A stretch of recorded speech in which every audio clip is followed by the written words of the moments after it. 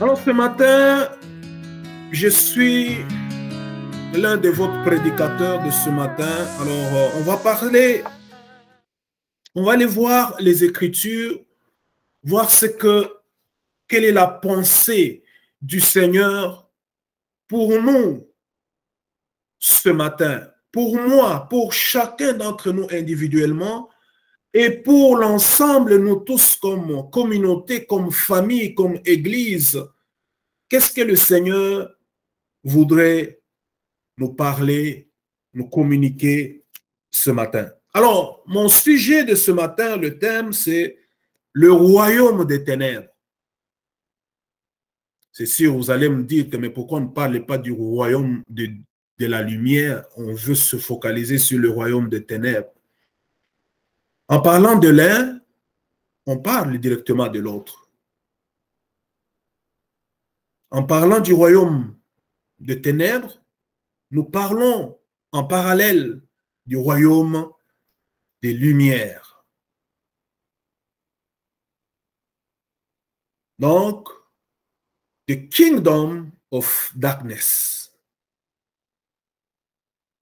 Alors, qu'est-ce qu'il y a dans ce royaume de ténèbres? Lisons Apocalypse pour commencer. On aura un peu beaucoup de textes qu'on va ramasser à gauche et à droite, faire toile d'araignée.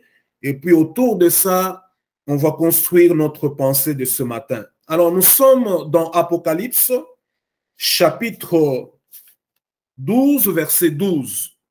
Apocalypse, chapitre 12, verset 12. C'est un verset que nous lisons souvent, que nous connaissons souvent. Nous faisons mention de ça le plus souvent. Alors, je vais le lire rapidement. Apocalypse, chapitre 12, verset 12. La parole de Dieu nous enseigne ici, nous dit, c'est pourquoi réjouissez-vous, cieux, et vous qui habitez dans les cieux. Malheur à la terre et à la mer, car le diable est descendu vers vous, animé d'une grande colère, sachant qu'il a peu de temps.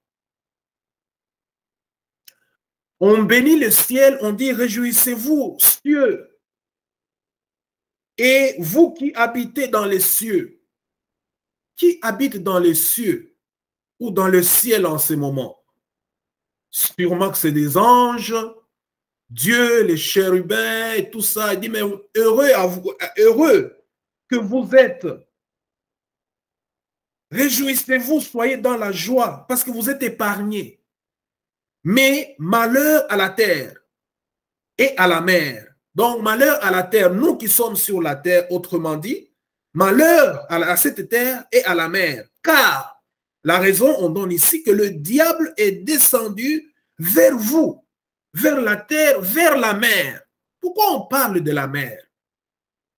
On parle de la terre, on parle de la mer. Qu'est-ce qu'il y a dans la mer? Sûrement les poissons, les baleines et autre chose. Mais est-ce que le diable est descendu même dans la mer?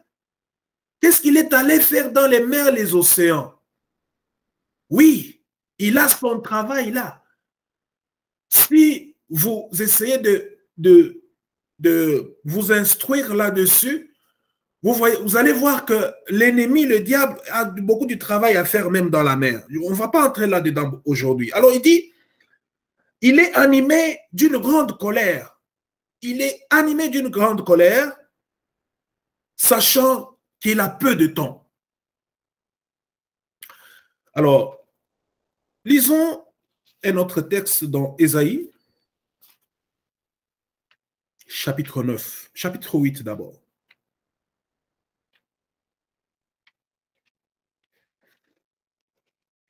Ésaïe, chapitre 8, verset 23, qui est le dernier verset.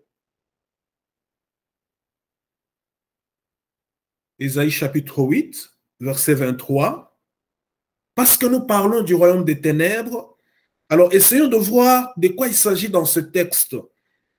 Donc, tout de suite, vous pouvez faire un lien entre le royaume des ténèbres, trouver le lien avec le texte que nous sommes en train de lire en ce moment.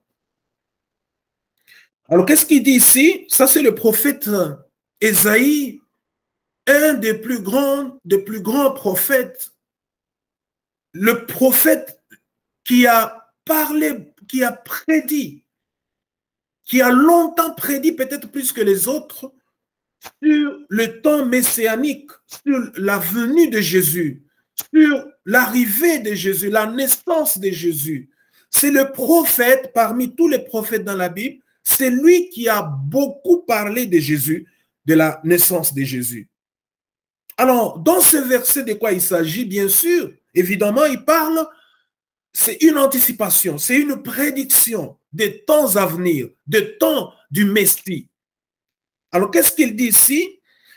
Mais les ténèbres ne régneront pas toujours sur la terre où il y a maintenant des angoisses. Les ténèbres ne régneront pas toujours sur la terre où il y a maintenant des angoisses. Si les temps passés ont été couverts d'opprobre, les temps à venir couvriront de gloire la contrée voisine de la mer et au-delà du Jourdain, le territoire des gentils. Je continue le verset 9.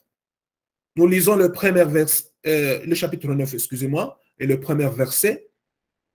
Le peuple qui marchait dans les ténèbres voit une grande lumière. Sur ceux qui habitaient le pays de l'ombre de la mort, une lumière resplendissante, une lumière resplendit.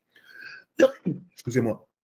Je vais juste relire le verset premier. Le peuple qui marchait dans les ténèbres voit une grande lumière.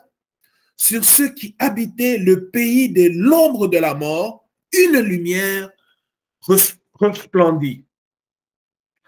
Alors, nous parlons du royaume de ténèbres, qui est vrai, qui est réel, qui est une réalité.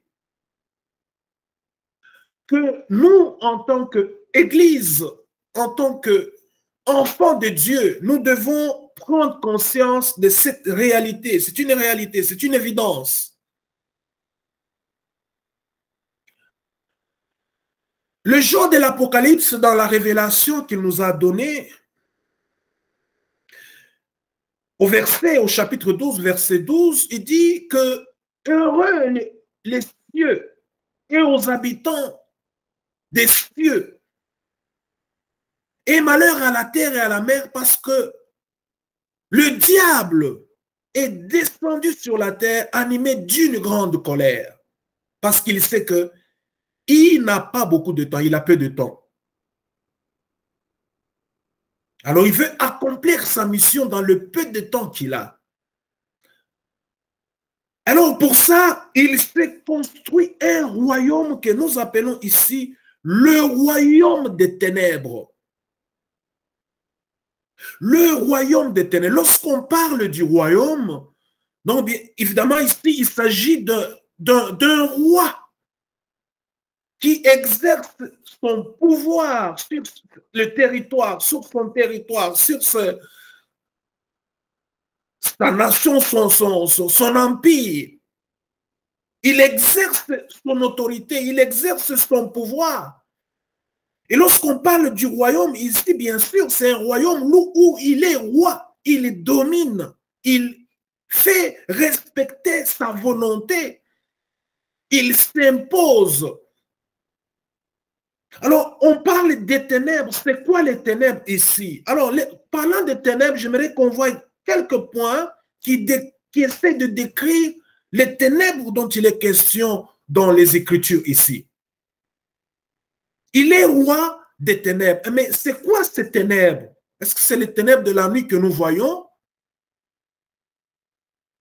Pas vraiment nécessairement le noir, la noirceur de la nuit, Non, ici, ténèbres, il s'agit d'autre chose. Il s'agit de tout un système du mal qui est imposé à la terre. Alors, premièrement, lorsque nous parlons de ténèbres, nous voyons tout le mal qui s'est fait sur la terre. Ce mal qui s'est fait sur la terre est ordonné, imposé par le roi des ténèbres que nous venons de lire dans l'Apocalypse ici.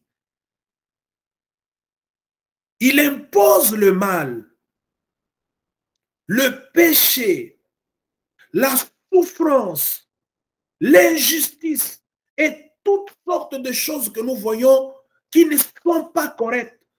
Tout le mal que les uns et les autres se font sur cette terre.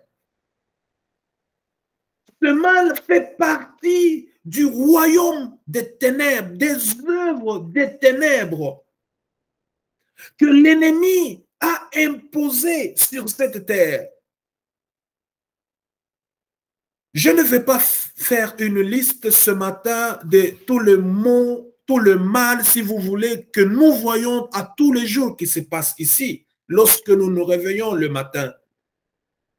Le mal que nous voyons avec nos yeux physiques et le mal que nous ne voyons pas avec nos propres yeux, qui nous échappe à l'œil, qui se font en secret.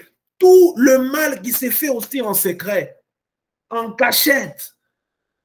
Le mal reste mal, peu importe ce qui le fait. Et le mal n'est pas mal pour les uns et bon pour les autres. Non, le mal reste mal. Même si les uns voudront changer la définition de ce mal, le mal reste mal. C'est quoi le mal? Le mal, c'est tout ce qui fait mal à autrui, qui fait tort à autrui, qui amène la souffrance à quelqu'un d'autre, qui fait du mal à quelqu'un d'autre. Pour moi qui le fait, peut-être c'est bien, mais celui qui subit ce que sont mes actions, et il ressent la souffrance, ça reste mal. Alors, l'ennemi a le pouvoir d'imposer, de renforcer le pouvoir du mal encore. Et c'est pour cela que nous voyons aujourd'hui différents gouvernements partout, sans en nommer un, qui sont en train d'élaborer des lois, voter même des lois, qui autrefois, il y a des années, ces lois, je ne vais pas en nommer, il y en a beaucoup, qui autrefois, ces lois étaient criminelles, étaient mauvais. 10 ans, 20 ans, 15 ans, tout ça, 30 ans, c'était mauvais.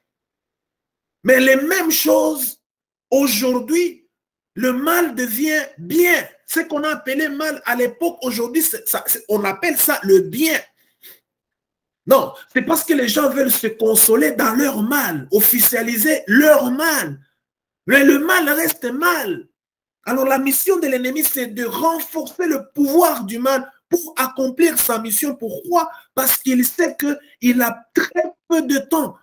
C'est pour cela que la Bible dit que malheur à la terre. Parce que celui qui est descendu vient renforcer le pouvoir du mal. Regardez là où l'humanité est en train de se diriger. On n'a pas l'espoir de voir le bien. On est en train de voir le mal être officialisé en bien. Le mal reste mal, peu importe qui décide de le faire. Il reste mal, il ne va pas changer. Aujourd'hui, on va dire que tuer, c'est mauvais. 10 ans après, on vient nous dire que tuer, c'est bien parce que tel pays a voté une loi que tuer, c'est... Non, ce n'est pas parce que vous avez décidé que c'est bien et que c'est un bien pour tout le monde. Le mal reste mal, même si à vos yeux, le mal change. Le ténèbre. Deuxièmement, bien-aimé dans le Seigneur, le ténèbre, c'est tout l'aveuglement. C'est toute l'ignorance dans lequel les enfants de Dieu, dans lequel le monde, la terre est soumise. savez, lorsque vous êtes dans la maison, que d'un coup, heureusement que nous avons la grâce de ne pas connaître ce que les autres appellent le délestage. Ah, bénissons le Seigneur parce on a cette grâce de ne pas vivre, du moins jusqu'à aujourd'hui, parce que ça peut arriver peut-être demain, on ne sait pas, mais du moins jusqu'à aujourd'hui, on n'a pas eu à vivre ce délestage. Alors, vous êtes dans la maison et tout ça, le soir, coupure d'électricité. Vous, d'un coup, vous n'avez prévu ni bougie, ni un peu de lampe torche pour vous éclairer. Donc, d'un coup, comme ça, vous vous retrouvez dans le noir. Le noir vous amène l'aveuglement. Vous ne pouvez pas voir grand-chose. Le noir crée l'ignorance, amène l'ignorance. Le ténèbre, c'est ça le ténèbre. Et l'ennemi veut que le peuple de Dieu, que l'Église de Dieu soit dans l'aveuglement, dans l'ignorance. C'est pour cela que Jésus lui-même dit. Et Isaïe le prophète l'a dit plus tôt. Il dit qu'ils ont des yeux, mais ils ne voient pas. Ils ont des oreilles pour entendre, mais ils n'entendent pas. Mais pourquoi? Mais parce que l'ennemi a imposé cette ténèbre, cet aveuglement, cette ignorance. Et même Osée, le prophète Osée le dit, il appuie, il renforce dessus, il dit que mon peuple périt par manque de connaissance. Donc, lorsque nous manquons la connaissance, nous sommes plongés dans un ténèbre. Nous sommes dans une position de faiblesse. Ça, c'est le ténèbre. Troisièmement, je vais vous décrire un peu ce que c'est le ténèbre et puis on va appuyer avec d'autres versets de ce que l'apôtre Paul a dans sa compréhension de ce point, qu'est-ce qu'il essayait de nous dire. Mais avant d'arriver à cela, troisième point, c'est que le ténèbre dérange notre vision.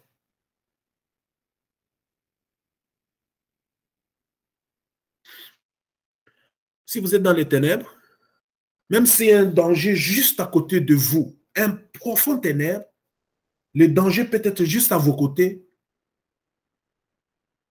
vous ne pouvez pas le voir. Mais parce que vous ne le voyez pas, vous ne pouvez pas vous libérer, vous sauver de ce danger. Le ténèbre. Mais c'est ça que l'ennemi entretient tous les jours dans notre vie. Dans le ténèbre, le désordre se passe dans le ténèbre. Tout ce qui font de la corruption dans le monde, dans les gouvernements et tout ça là, mais ils veulent entretenir cette confusion et ce désordre. Ils se plaisent de ça, entretenir la confusion et le désordre. Œuvre du ténèbre.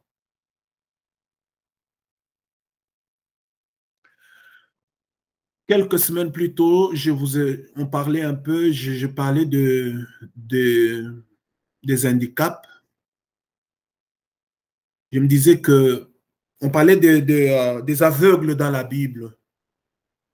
Moi, je me disais, je réfléchissais tout simplement, je disais, l'aveuglement, le manque de vision dans la vie, parmi les défauts, enfin, je n'appellerai pas ça défaut, les faiblesses ou les handicaps les plus difficiles, je trouve que manquer la vision, être aveugle, ça c'est parmi des choses.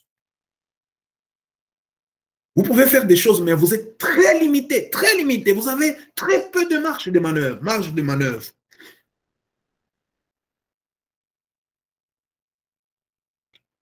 Quelqu'un qui a un problème de pied peut travailler, il peut faire. Quelqu'un qui la main, il y a encore possibilité, beaucoup d'ouverture. Mais quand on est aveugle, même juste pour faire 2-3 pas, je ne sais pas, avec les technologies, les instruments, le monde occidental a développé tellement de choses pour rendre les gens autonomes, mais même à cela, on reste limité.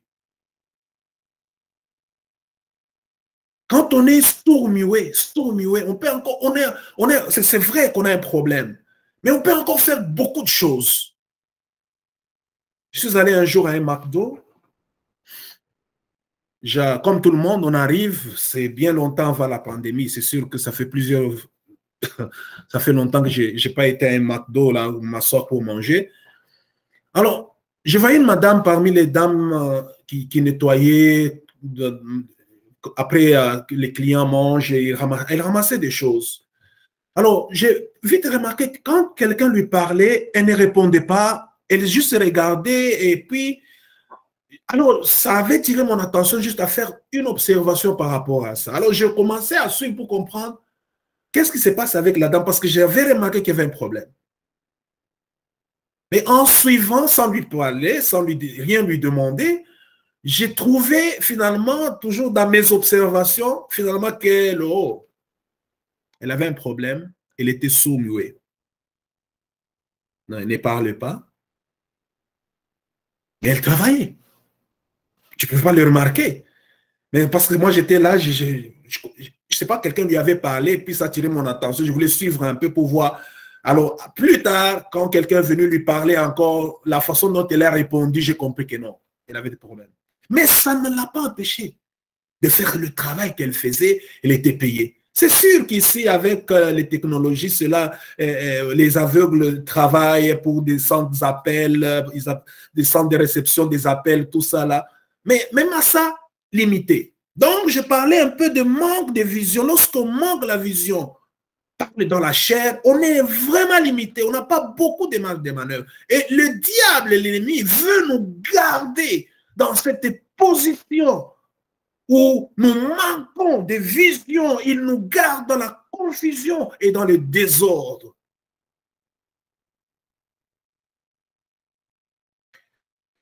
Quatrièmement, le ténèbre crée la peur.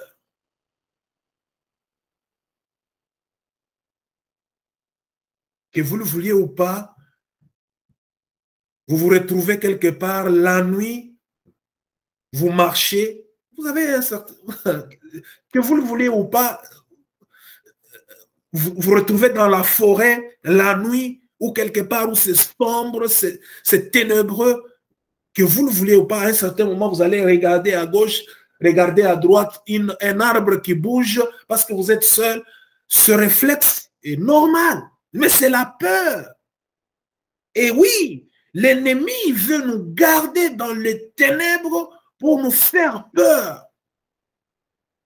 Une peur d'intimidation.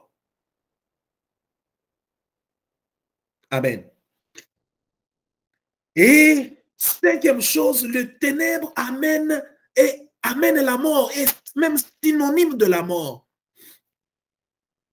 C'est pourquoi ici, Ésaïe, le prophète, il dit, le peuple qui marchait dans les ténèbres voit une grande lumière sur ceux qui habitaient le pays de l'ombre de la mort.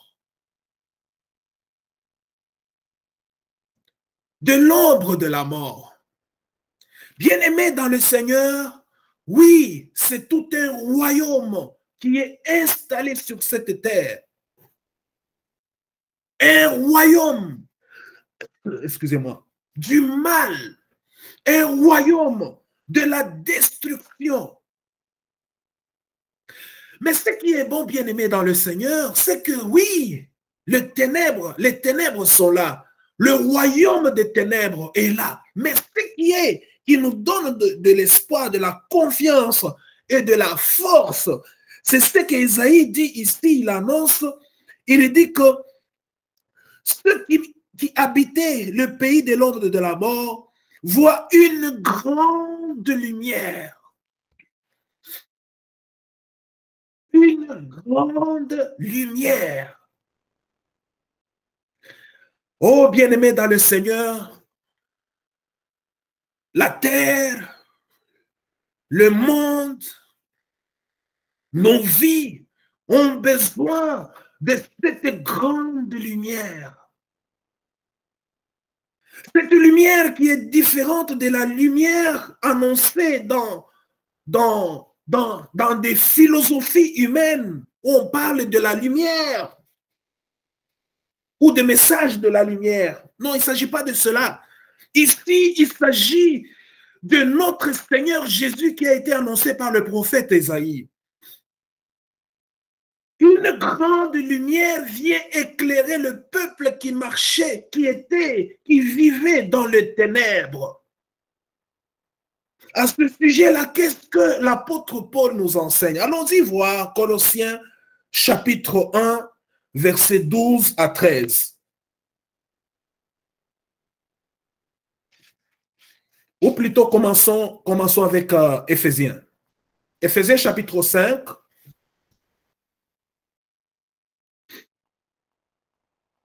Versets 5 à 11, je vais vraiment aller à l'essentiel pour ne pas tout lire si c'est important ou si ce n'est pas important. Alors, nous sommes dans Éphésiens, chapitre 5, verset 5 à 11. Alors, qu'est-ce que la Bible dit? Qu'est-ce que l'apôtre Paul enseignait aux Éphésiens ou à la communauté d'Éphèse?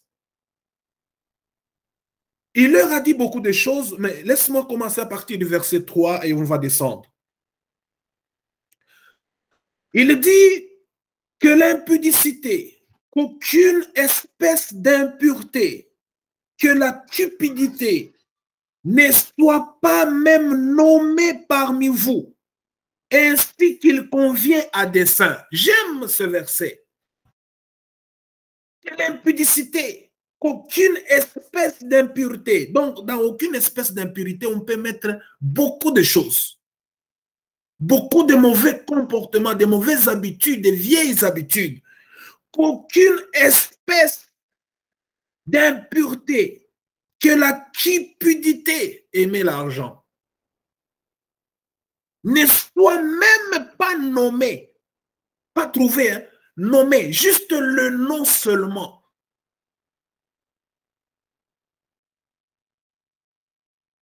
Oh non, ce frère-là, il est ceci, ce frère-là. Non, même pas nommé. Même pas trouver un nom parmi vous. Non, je trouve ça vraiment profond. Ainsi qu'il convient à des saints. Qu'on n'entende ni paroles déshonnêtes, ni propos insensés, ni plaisanteries. Choses qui sont contraires à la bienséance. Qu'on entende plutôt des actions de grâce. Car, sachez-le bien, aucun impudique ou impur ou cupide, c'est-à-dire idolâtre, n'héritera pas le royaume de Christ et de Dieu. On parle de la lumière, du royaume de la lumière ici. Alors il continue, que personne ne vous séduise par des vains discours. Car à cause de ces choses que la colère de Dieu vient sur les fils de la rébellion. Alors il continue, il dit, n'ayez donc aucune part parmi eux. Autrefois, j'aime ça, suivez-moi bien, autrefois, vous étiez ténèbres. On parle dans le passé. Autrefois, vous étiez ténèbres. Parce que vous vous retrouvez dans les choses qu'on a énumérées tantôt. Vous étiez ténèbres. Vous viviez dans le ténèbre. Vous viviez dans le péché, dans le mal, dans la corruption. Autrefois, maintenant que vous n'êtes plus, maintenant vous êtes lumière dans le Seigneur. Amen, amen. Dis maintenant, vous êtes lumière dans le Seigneur. Bien-aimé, la lumière ne se trouve pas ailleurs. La lumière ne se trouve pas dans une philosophie quelconque des humains. La lumière ne se trouve pas dans un livre qu'on a lu autrefois. Non, la lumière est dans le Seigneur Jésus. Il est lui-même la lumière. Lorsqu'on lui donne nos vies, on se soumet à sa volonté, on accepte d'entrer dans son royaume, qui est le seul royaume de lumière, on est des personnes les plus heureuses. Alors, il dit qu'aucune, n'ayez aucune part parmi eux. Autrefois, vous étiez ténèbres et maintenant, vous êtes lumière dans le Seigneur. marchez comme des enfants de lumière.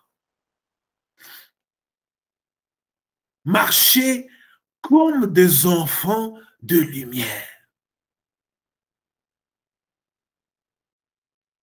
Une vie sans Christ, c'est une vie démodée, une vie archaïque, une vie ancienne. Le temps a changé. Ça, c'est le temps d'accepter le Seigneur. Ça, c'est le temps de prendre la décision de marcher avec le Seigneur. Ça, c'est le temps de quitter les œuvres de ténèbres que nous avons énumérées, décrites précédemment. Ça, c'est pas le temps, bien-aimé, de s'accrocher dans des choses inutiles, sans vie, inutiles, sans valeur. Ça, c'est pas le temps de rester dans des choses cachées et qui ne se font pas au vu et au su de tout le monde, des choses de ténèbres. Ça, c'est le temps de donner sa vie, d'accepter, de marcher avec le Seigneur, lui qui est la lumière, lui qui est le vainqueur, lui qui a donné sa vie pour nous racheter du mal. Marcher comme des enfants de la lumière. Aujourd'hui, de temps en temps, surtout les nouvelles qui viennent du Congo, de l'Afrique, pas de l'Afrique en général, mais du Congo, mais qu'est-ce qui s'est passé? Oh non, il est mort. Quand vous essayez de suivre, il est mort de quoi? Au corona. Maintenant, là, c'est toujours corona. Mais en réalité, ce n'est pas toujours corona. En réalité, c'est que même parmi les enfants de Dieu qui sont dans l'église, l'ancien meurt, le diacre meurt, la sœur meurt dans l'église. Vous suivez comme, oh non, corona. Mais en réalité, ce n'est pas corona. En réalité, c'est qu'il y a des pratiques des ténèbres même parmi les enfants de Dieu. Mais de quoi il s'agit? Non, il est mort du poison. Frère, on invite, il va prêcher, on invite la sœur, va chanter. Après, oh non, la sœur est malade ou le frère est malade. On suit comme ça. Non, du poison. Mais il l'a eu où? Vous suivez, vous trouvez que c'est dans l'église, quelque part dans l'église où on ne sait pas, mais dans l'église. Bien-aimés dans le Seigneur, la Bible dit ici que vous qui étiez dans les ténèbres, marchez aujourd'hui comme des enfants de lumière. Il y a des choses qu'on ne peut pas trouver ni nommer parmi les enfants de Dieu. Parce qu'on est supposé ne pas être dans le royaume du mal, de ceux qui font du mal aux autres, mais plutôt de ceux qui aident les autres, plutôt de ceux qui amènent la joie dans la vie des autres. Amen. Le Seigneur est la lumière. Lisons Colossiens chapitre 1 qu'on voulait lire ci précédemment.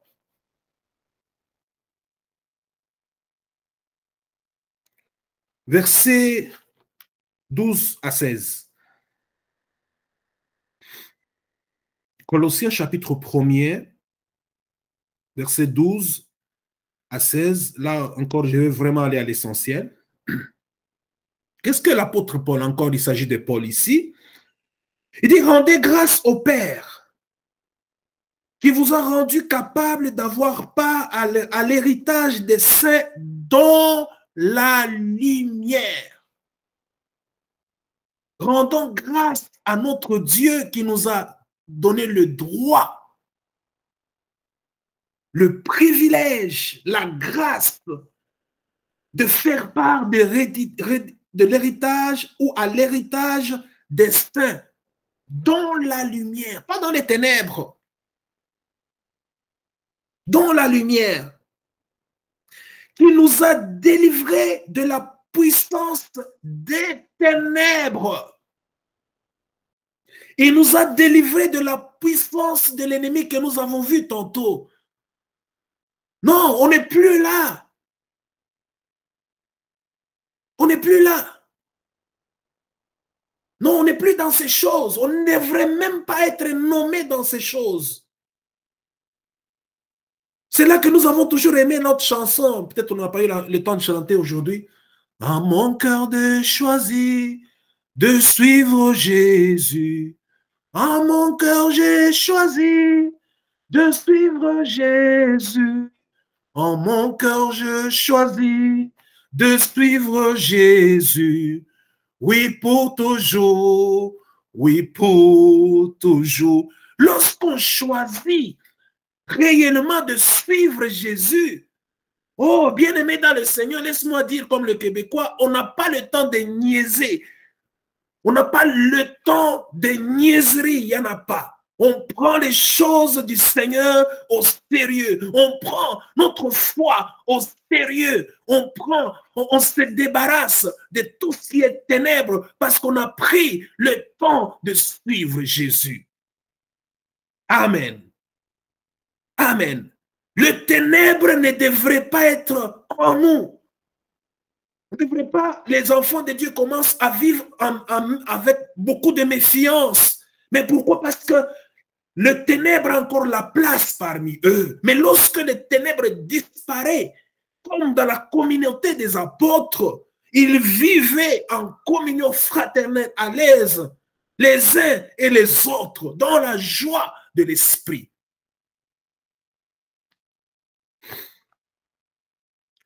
Alors il dit qu'il nous a délivrés de la puissance des ténèbres et nous a transportés dans le royaume de son Fils, du Fils de son amour, en qui nous avons la rédemption, la rémission des péchés.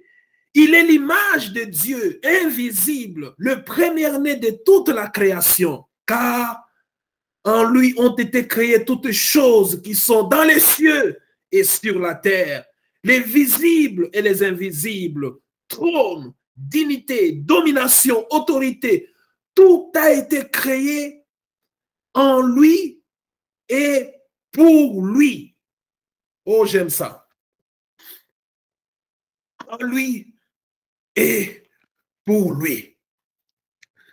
Bien-aimés dans le Seigneur, nous n'avons pas été appelés à vivre encore dans le ténèbre. Oui, nous pouvons faire des erreurs, c'est acceptable. Les erreurs dans la vie sont toujours là. Mais lorsqu'on fait des erreurs, on ne reste pas dans ces erreurs. On se relève le plus tôt possible. On ne reste pas là-dedans, on se contente de sa position. Non, non, non, non.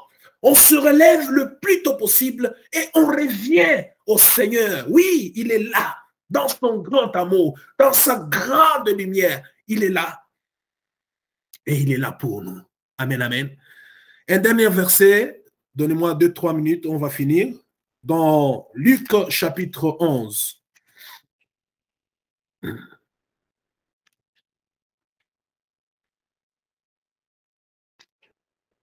Luc chapitre 11, verset 35.